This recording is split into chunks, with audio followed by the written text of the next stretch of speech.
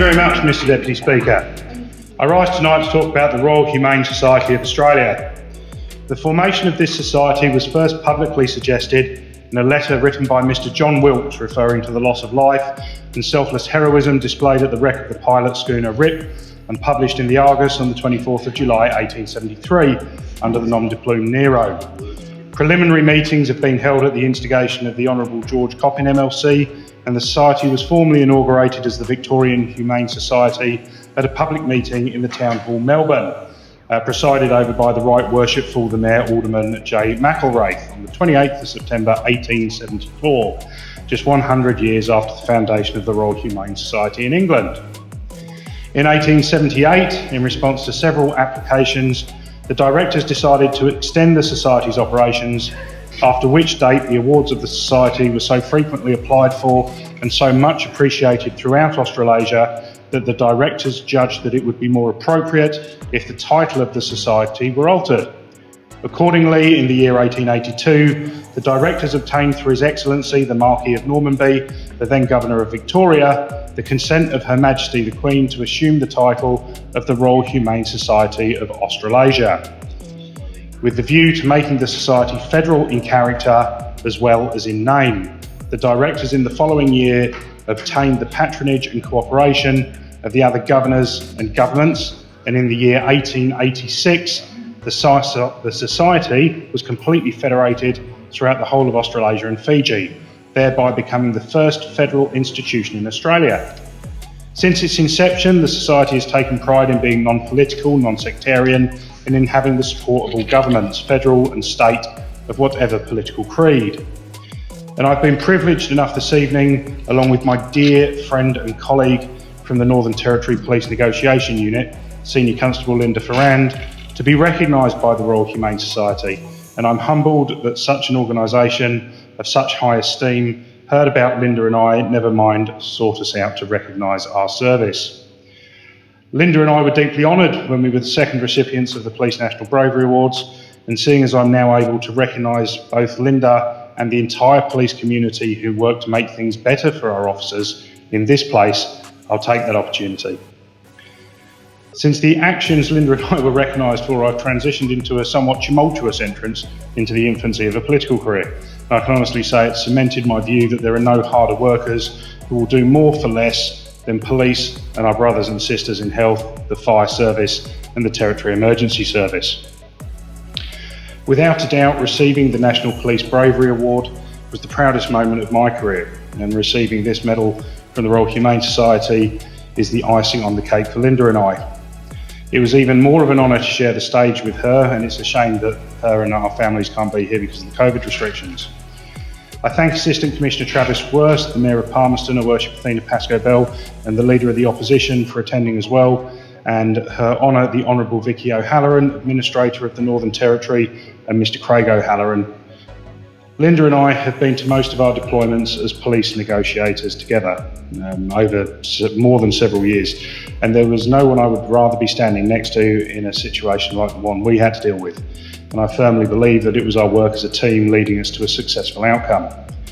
Being a police officer, and certainly a police negotiator, is a role that can mean you're not home on special occasions, will leave suddenly during dinner, or miss putting your children to bed, reading them a story and giving them a kiss goodnight.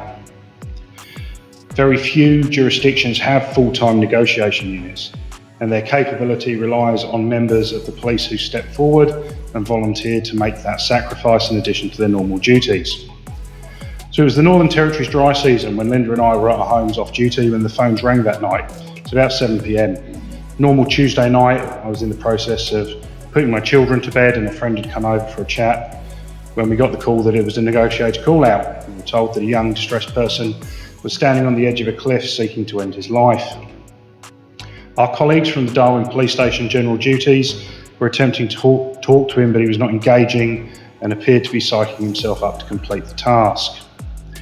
This started a protracted negotiation on the cliff face of the Darwin Esplanade, where for 7 hours or so, we slowly built up trust with the young man, helping him recognise we were there to help. There were other options out of the crisis. As we gained his trust, he allowed us to move closer, and we were able to have a proper conversation and talk for hours about everything from our lives, his Darwin in general, where he was from, where we were from. We drew upon our life experiences as the young man began to see us as the people connecting with us as individuals rather than faceless uniforms. We were able to sit next to him, engage with him, and help him work through what was happening. It's the psychological effect that behaviours like that have on the people which help bring them out of crisis and to engage with us, helping them drop their guard and listen to what we have to say. And you need people to trust you to be at your most effective, which was why this incident was such a difficult one. It's worth noting that during this entire incident we had two of our General Duties members who are the unsung heroes in this, Todd Limbury and Mark Crichton, silently watching over us from the tree line at the cenotaph for the whole time. And they too most definitely deserve mention for looking after us when it came into play later. It was approaching 3 a.m. from memory and we'd been talking for about 6 hours. The wind was coming up and for us in the NT, it was a cold, dry season June night. He was cold and shivering and not in a great place. And it's where it's difficult. You're trying to sell something to someone who has already decided they don't want to buy that outcome, whilst trying to build up trust and help people see there's other options. We spent about another hour or so trying to do that, and we thought we were getting somewhere. And then we stepped back from the rock on the edge of the cliff and knelt beside us so we could cover him with a blanket. It appeared we were making headway, moving towards a successful resolution.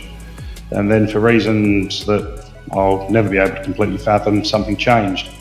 And I could tell from his body language something was wrong, and he went to jump. I don't know what went through my mind in the following fraction of a second. I grabbed him around the middle and used my body weight to fall backwards towards the edge of the cliff away from the rocks below, trying to hold him until help arrived. Linda had grabbed hold of him too, and we tried desperately to keep him with us, whilst Linda was calling out for help. Unbeknownst to us at the time, in a twist of fate, the rest of the police at the incident were briefing. Couldn't hear us. I can remember seeing a rock jutting out of the ground at the edge of the cliff and bracing my foot against it, desperately hoping it held until our colleagues arrived, hoping I could anchor us so we didn't roll over the edge. At that point, thankfully, Todd and Mark, who'd been waiting silently, had seen us bolting the safety rail and came to our aid.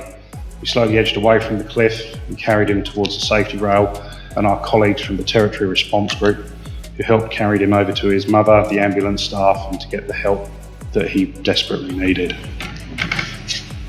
I remember going back to the Darwin Police Station to complete the paperwork with Renee, our team leader, and Linda, when we started to process what had happened, and then going home, struggling to sleep until the adrenaline had worn off, and as I mentioned a couple of days ago, with my rather large glass of scotch.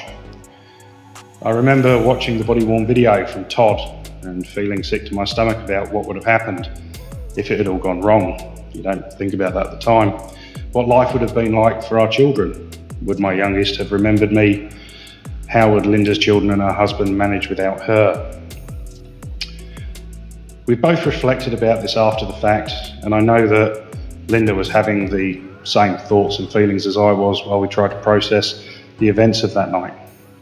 We also both came to the conclusion, presented with a similar situation, we'd do exactly the same thing again. Policing isn't a job, it's a calling, and one that we are both proud to be a part of, or in my case now, to have been a part of. Thank you again to the Police Federation of Australia and the Royal Humane Society for the honour you have bestowed upon us, and to my colleagues in the police for nominating us. It was much appreciated. Thank you, Mr. Deputy Speaker.